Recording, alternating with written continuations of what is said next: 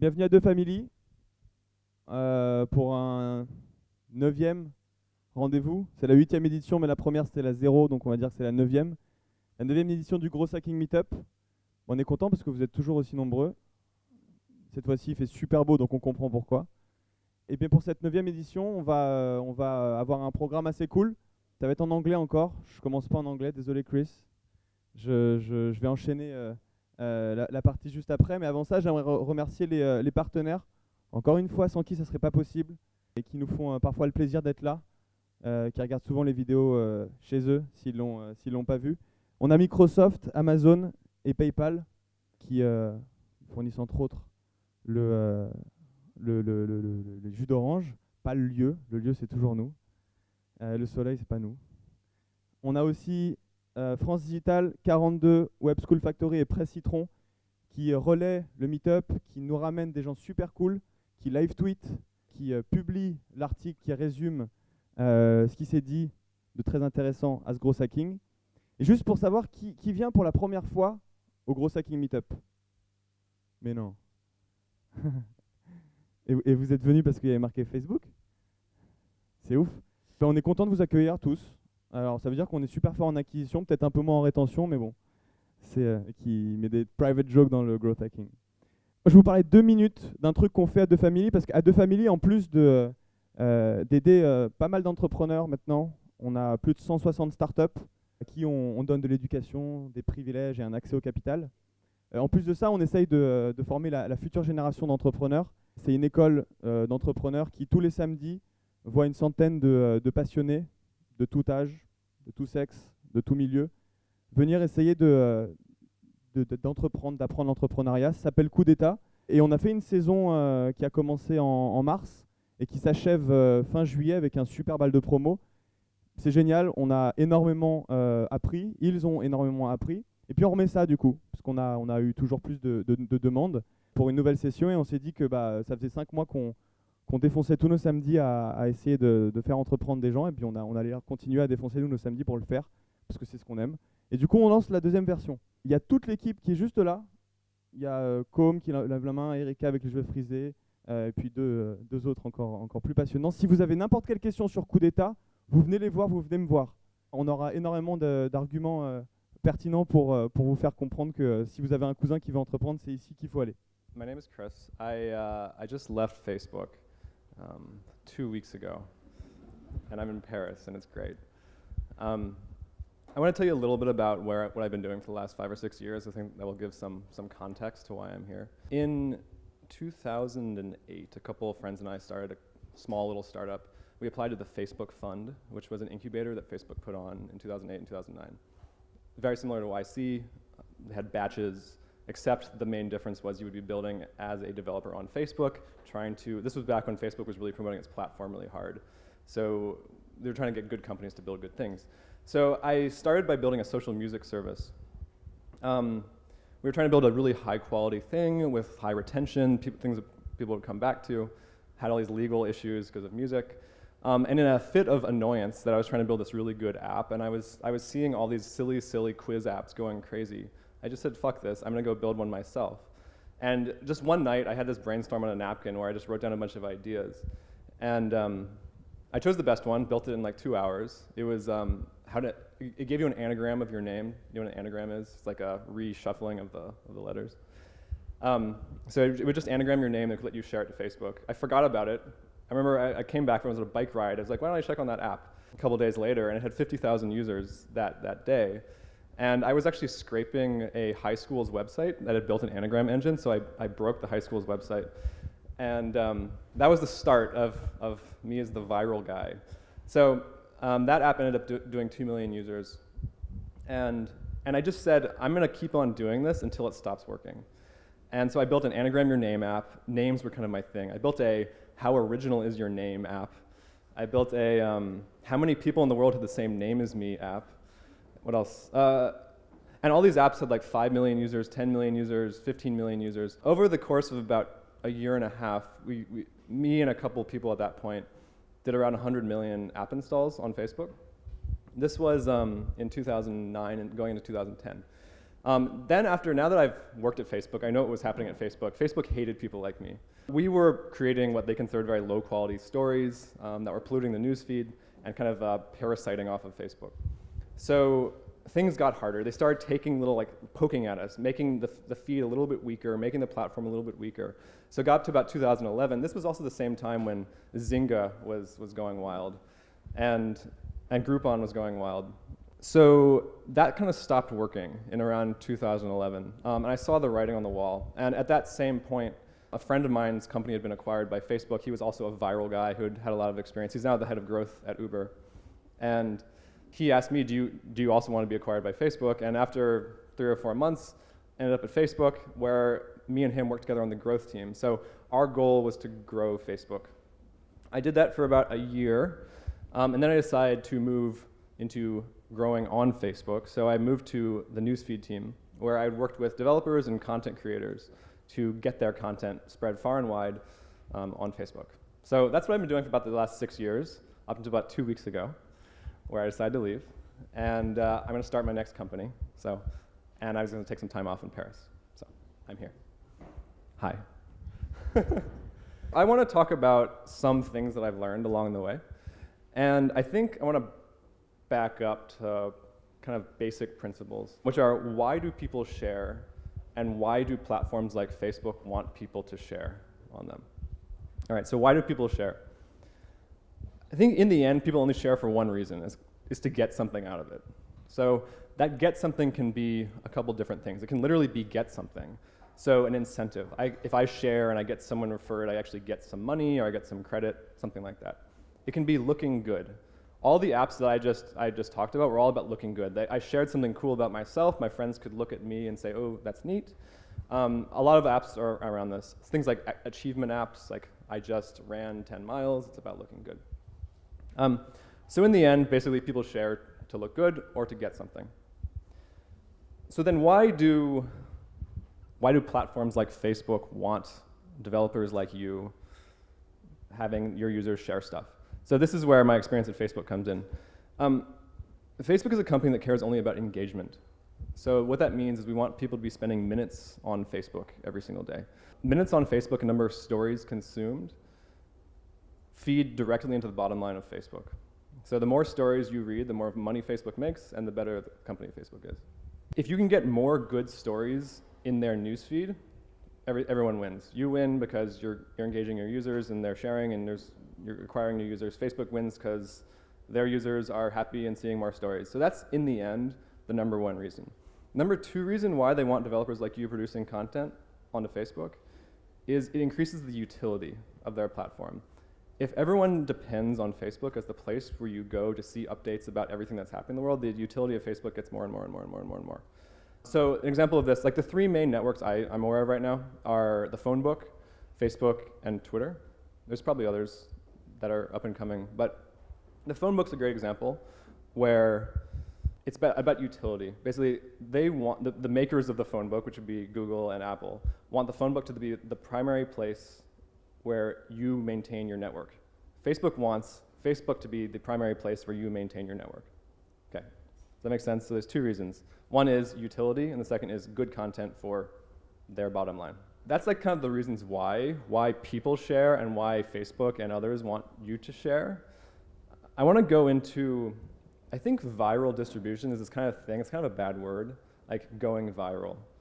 At least over the years, I've seen it used very badly, where ad execs or like execs at some huge company say, we need this video to go viral. Just make it go viral.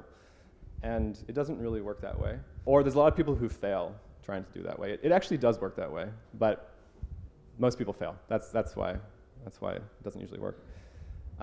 So what I want to talk about are 5 things that I know work. This is intended to be an exhaustive list. There may be things that are not on this list, and I would love to talk about that. But these are the things that I have seen work. I want to make one note of warning here. Viral growth is in no way useful if you do not have a retentive app. Y'all guys know what I mean by that? Retention? You like retention? Okay. Facebook is an extremely retentive app, and that's why growing Facebook is an extremely good thing. I have spent lots of time growing things that are extremely unretentive, and you have, ooh, I have a whiteboard. So if you grow virally, this is actually what the growth of Instagram and Facebook looked like, something like that. If you grow a non-retentive app, you look exactly like this.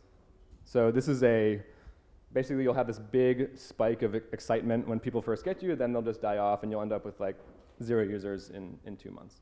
I built plenty of things like that. So don't waste your time growing something that is not retentive.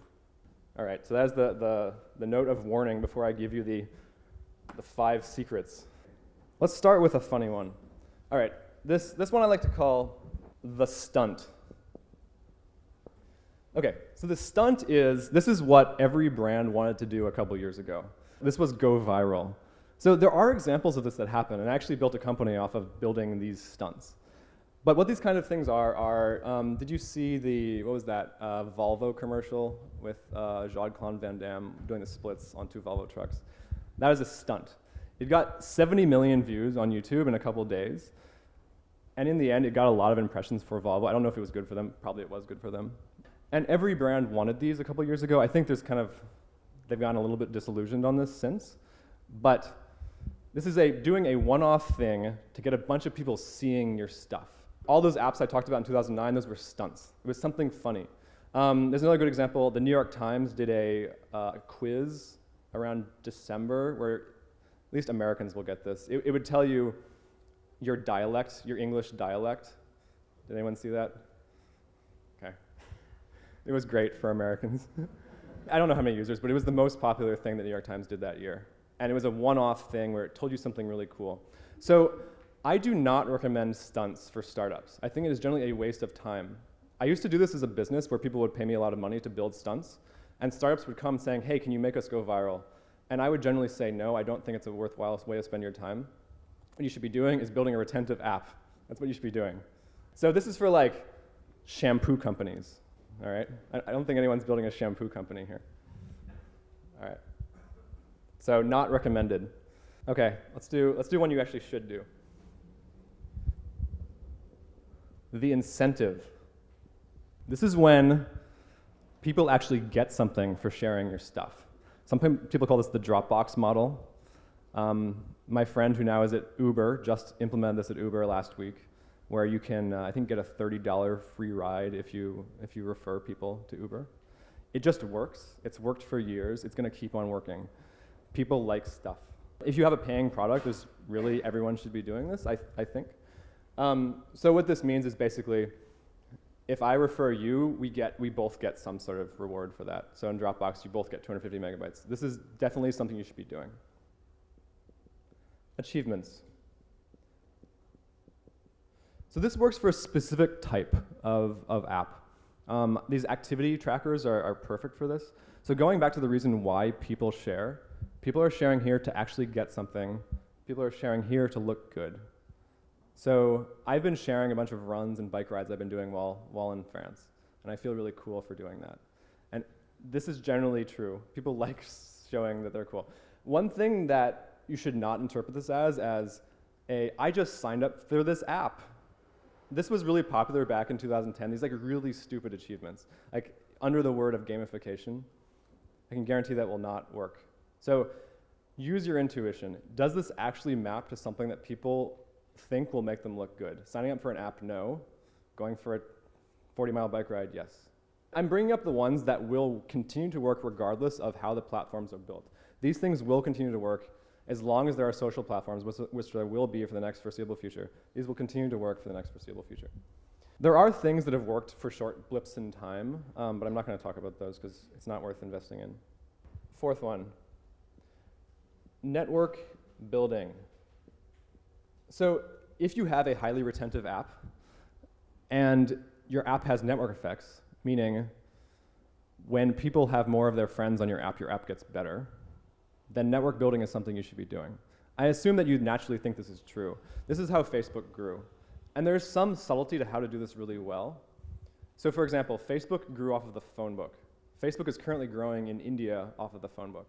We did a lot of work to help people import their contacts, find friends, and did some pretty I'll say creative things to get that flow to be extremely smooth and extremely effective. So Facebook is better with friends. Instagram is better with connections. WhatsApp is better with contacts. All these apps are better.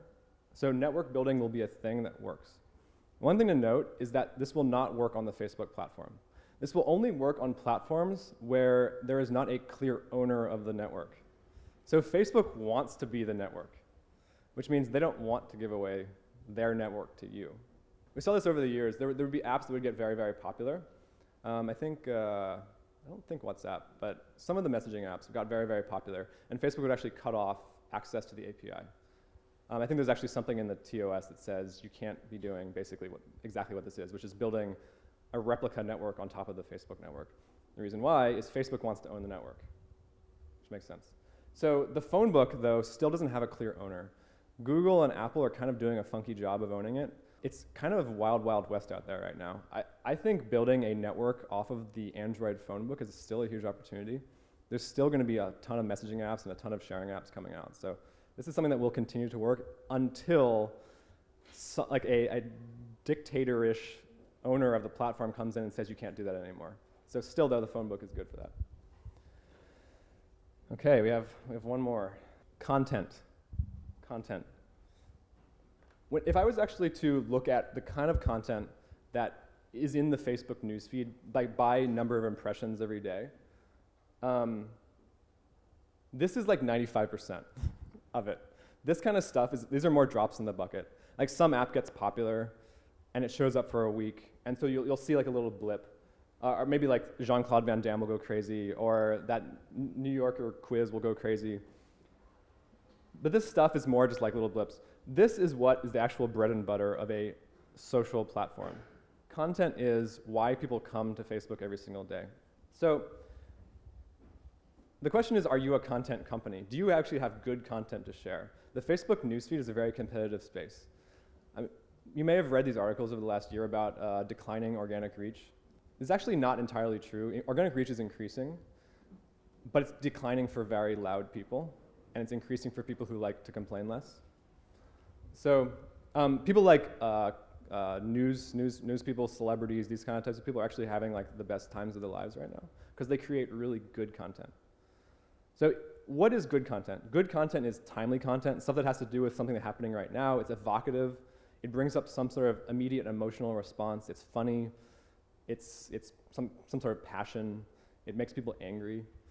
That's the kind of stuff. I was talking to a company here. I was here, I think, last week, and the guy was building a video streaming app.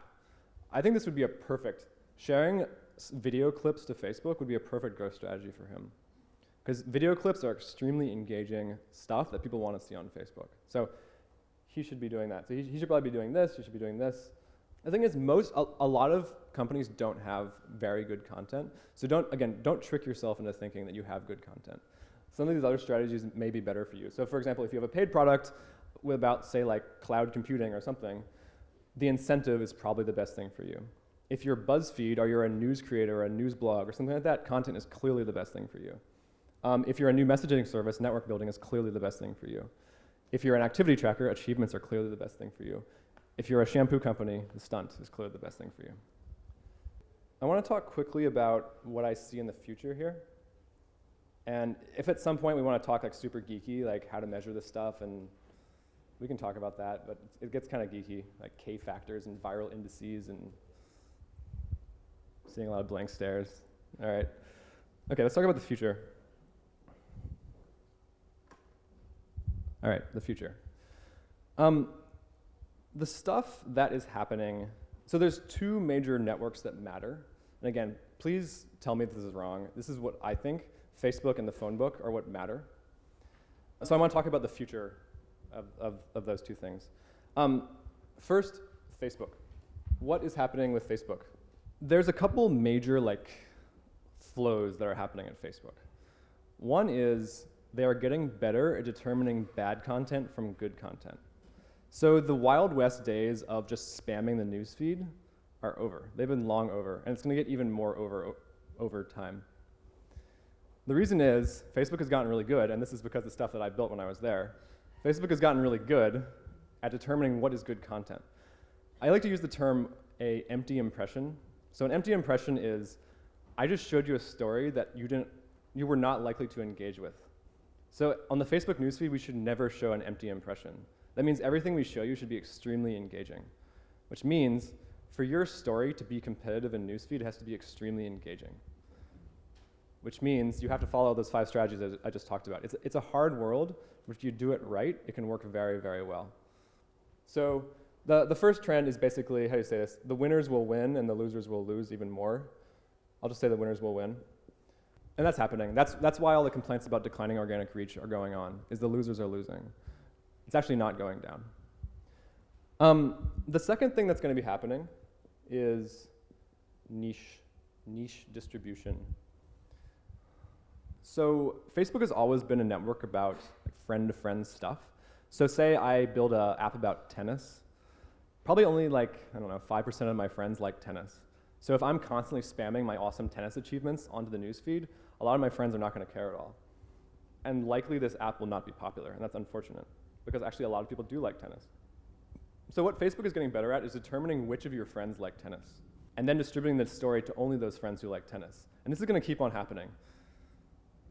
Understanding this story is engaged by this people about this topic.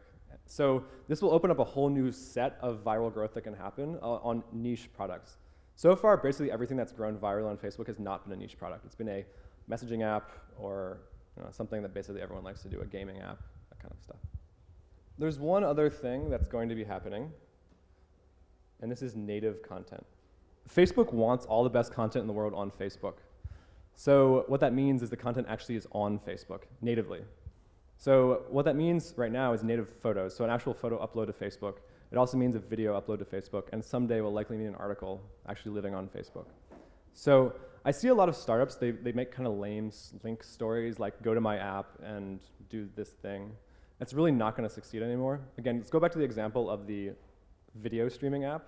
Instead of just linking to your own thing, put in native content, put in a native video. That stuff has about 10 times the engagement rate of non-native content, because I'm sure, as you know, as you're scrolling down the newsfeed, just being able to click or even have an autoplay video is so much easier than having to click off site, load some funky website where it takes forever to load.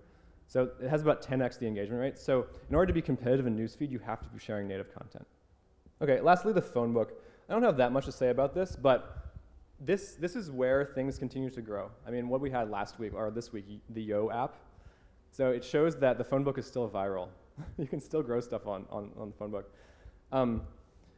You just have to build something that was an example of, I think, at least an example of a low retention app, so likely their graph is going to look like that.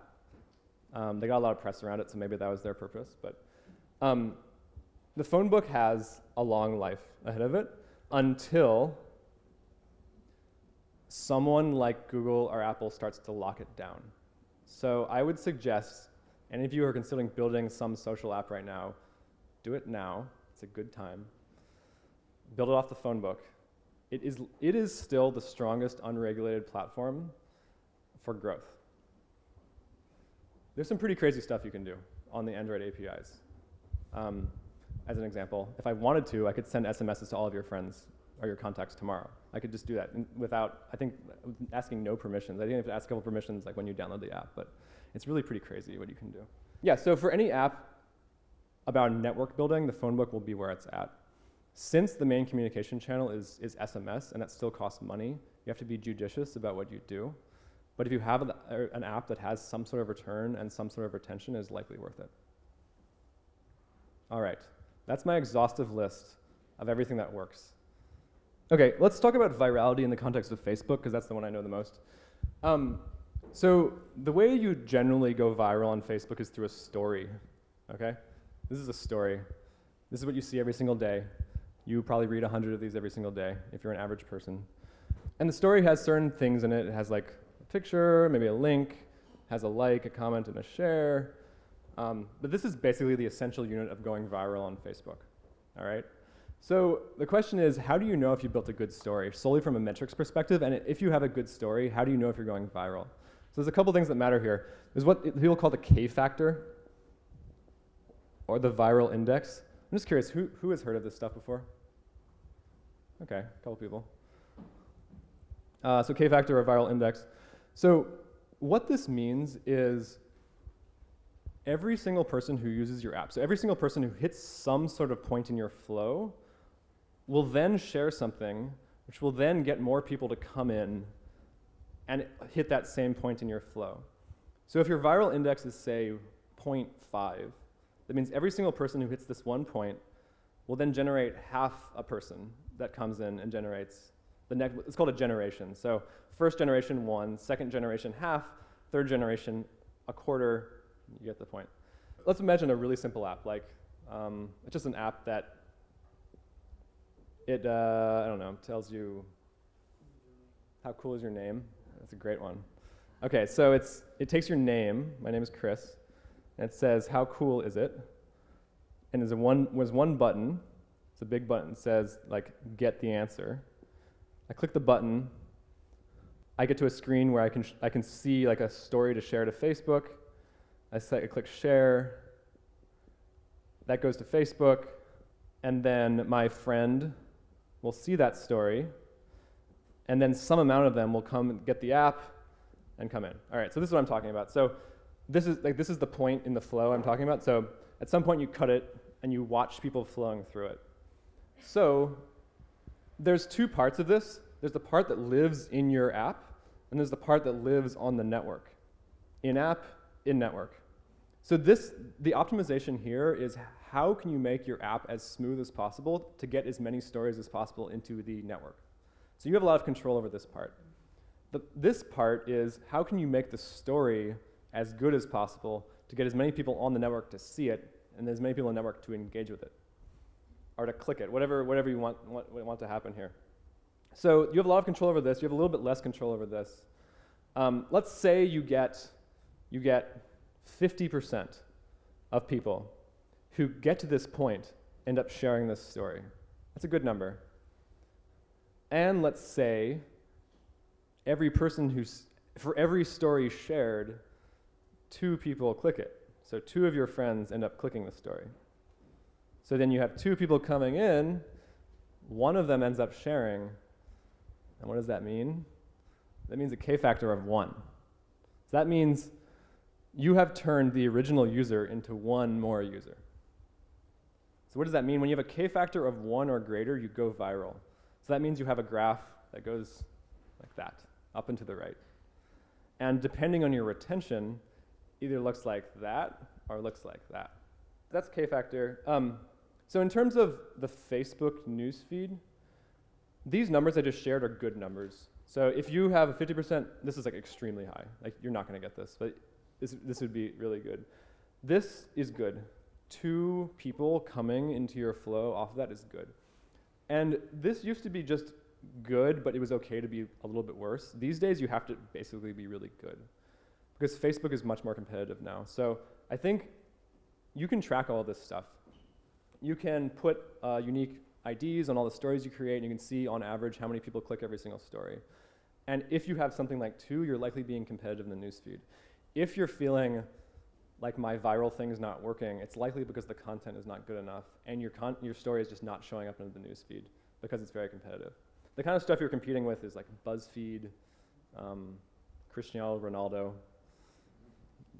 your brother, like that kind of stuff. So they create really good things, and your app may not be as good. This is a one-time use app. You can do this same math for something like Instagram where people use it repeatedly. These numbers don't have to be as good, because if someone posts a photo to Facebook every single day, you can get a little bit of virality over time. And that's when you have these graphs that go up slowly, but just keep on going up. So that's the geekiness. That's the basic math. That's how everything has grown. This stuff sometimes is kind of simple. It's kind of funny. I think like a lot of mythology forms around it, but in the end it's quite simple.